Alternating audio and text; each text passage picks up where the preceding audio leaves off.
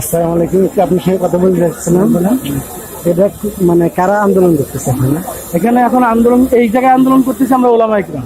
তো এটা হচ্ছে ছাদপন্থী বা জুবাইরপন্থী, মানে জুবাইরপন্থী তো ওলামা ইকরাম পন্থী আর কি। জুবাইরপন্থী অর্থাৎ ওলামা ইকরাম পন্থী। আমরা এখানে যারা আছি ওলামা ইকরাম পন্থী আছি।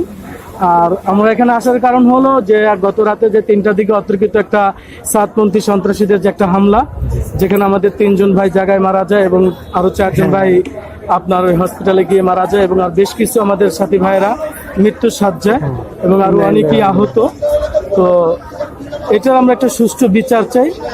এই বিচারের দাবিতে এবং গ্রেপ্তারের দাবিতে আজকে আমরা এখানে এসেছি। ঠিক আছে, আপনাকে অসংখ্য ধন্যবাদ। আসসালামু আলাইকুম।